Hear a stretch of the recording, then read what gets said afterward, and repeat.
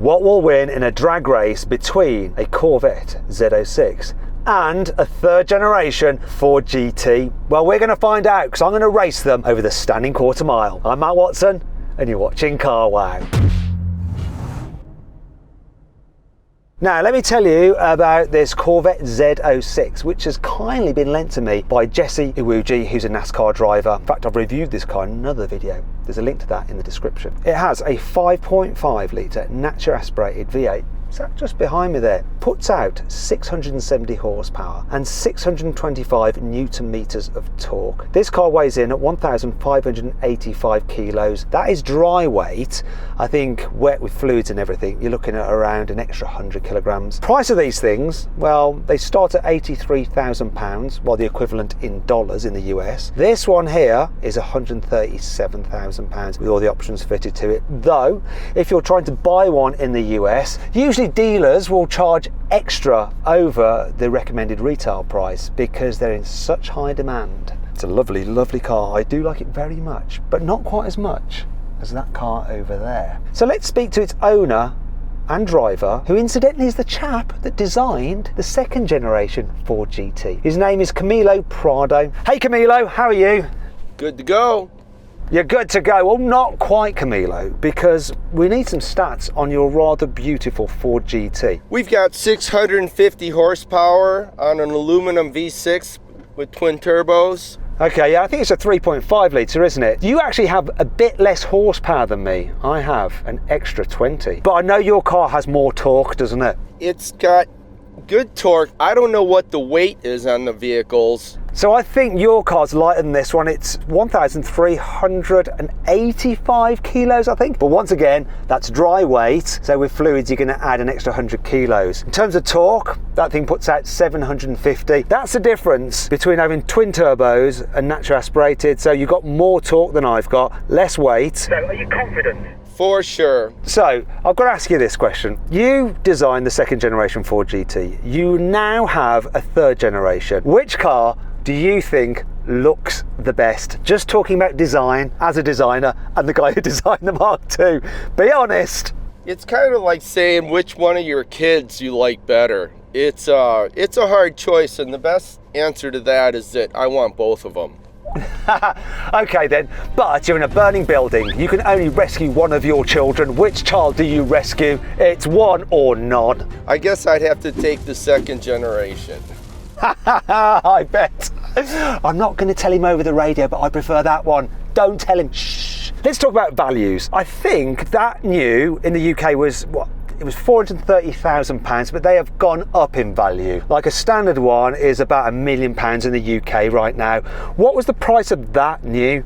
This one here, I believe, was $550,000, and that was the base model with no options. But you've done some things to that car now, right? So that paint is not original, is it? You've had it painted. Oh, this vehicle is like number 11 in our signature series Ford GTs. It is one of 3 from the third generation that we've done. It has been taken all apart and painted with Axalta paint, very much like an OEM execution. So the vehicle, when it goes back together, it looks like a production vehicle. And there's also some other special things about the paint scheme or what is on the body. So tell us about that. Now, this one has been signed by a couple of my friends, Peter Brock, who is the designer of Daytona Coupe for Carroll Shelby, among many other Shelby items. And it is also signed by Bob Bondurant, who is not with us anymore. He drove the Ford GTs to many victories in the 60s.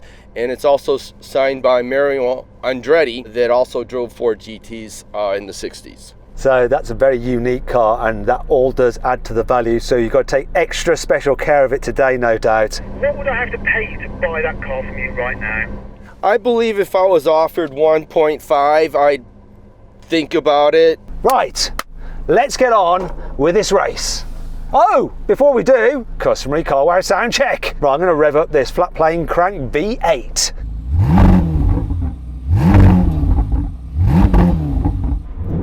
I seem to have a soft limiter.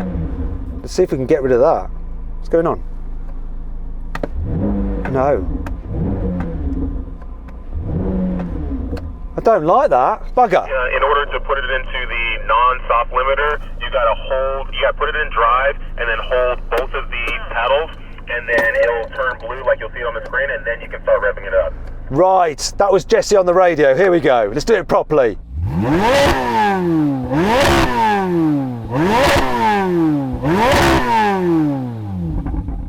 Thank you for that, Jesse. That was a lot better. What do you think of that then, Camilo? Sounds good. You guys ready for this?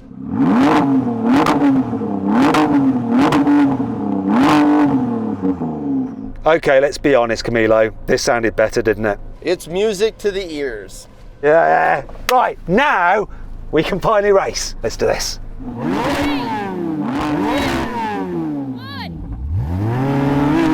Whoa, sideways.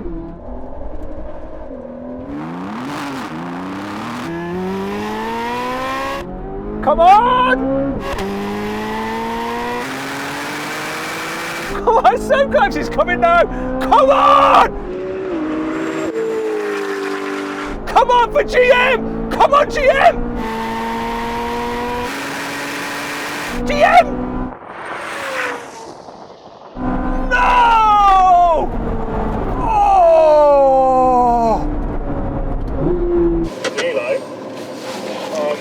I think you've won. It looked like I creeped up at the very end. That was one hell of a race. I had you off the line, my car went sideways a bit, and then you were just behind me and slowly reeling me in, and I think at the end, you got me. That was wonderful. I mean, I had some wheel spin to get through, but once I engaged, I was on my way. So then, what exactly happened? Well, it was very close on the line, but the slow motion action replay reveals that it was the Ford that just won by the narrowest of margins ahead of the Chevrolet. However, both cars crossed the line with a quarter-mile time of 11.2 seconds. Now we're going for a rolling race from 50 miles an hour over the half mile. I'm going to call it in. 3, 2, 1, go! Oh, turbo lag, my friend.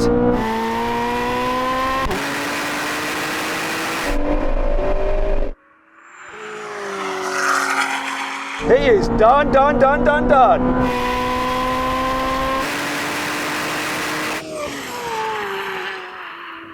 How you doing? That's. Yeah, I missed your cue to go. No, you can't say that. I thought I won. It's okay. I had fun trying to catch you. I'll give you the benefit of the doubt. I'll give you another go, but it's still, at the moment, one each, right? You won the drag, I won one rolling race. Do you want to give it another go? Yeah, let's do it again. Right then, Camilo, this is your second chance. No excuses this time, my friend. Whoa, wait a minute. Come on then. Get yourself level. Here we go, you ready? Right, well, let me get level, drop back a bit, drop back. Easy, Tiger. No, not yet, no, we're not, no, I didn't say go. No, come back. Let's go again. Come on then, Camilo, you've got to wait for me to go 3, 2, 1, go. So come on, let's get going. Are we doing this now? Well, I'll come back. You wait there. We'll get there in the end. Is he just playing mind games with me? Part of me thinks that he is. Hello, you're right. All right, now I'm just gonna try to follow you, but it's hard to predict when you're gonna say go. There's a clue. Before I say go, I give you 3, 2, 1, and then I say go. I'll be listening to you. Okay, good. Here we go, and I'll talk loud so you can hear me. Right, let me get into drive. Okay, let's go. Come on then. Stay level with me, Camilo. I'll set the pace. So, third gear, get into third. Nice and level. We'll build it up. We'll get to around 50. And then wait. Okay, so you ready then, mate? Here we go. 3, 2, 1, go! Oh!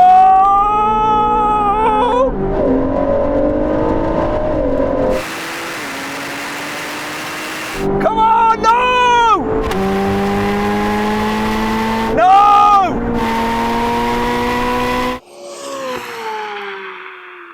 what happened there was you definitely beat me, or was beating me, but I think you might have hit your brakes a little bit before the half-mile marker. If I was a good sport, I would let you do it again, but I might not be, and then we'll use a photo finish to find out if you did actually still manage to beat me over the line.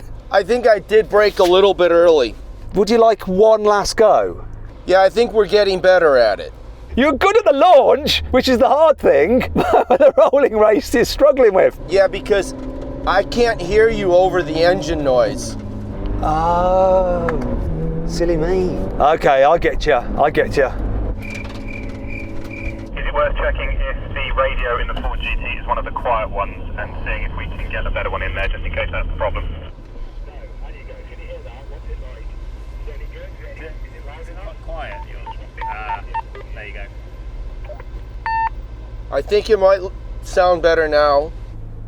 Okay, we've turned up the volume. Good. Sorry to have given you dust kiss, mate. All of those problems were our fault. So we'll wipe the slate clean, and this is the rolling race that matters, okay? Sounds good to me. Let's get up into third gear. Okay, here we go. 3, 2, 1, go. Here we are. Where is he? No, he's had it. No chance. I've got him. I think after that process, you lost.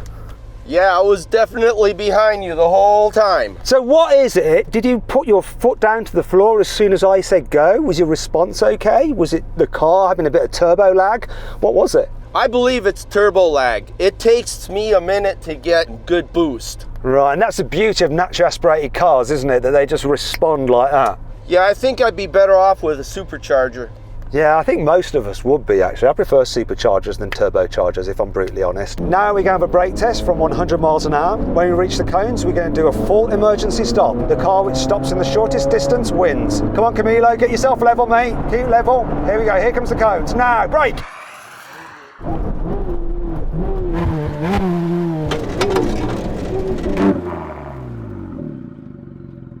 I think you won that.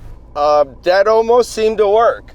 Okay, so it's 2-1 to Ford. Thing is, I mean, you did win the drag race, which is what matters most. I was really surprised about the performance of this in the rolling race. You did a great job. On the brakes though, I suppose your car's lighter. It's more track focused, even more so than this. Did the job. Well done.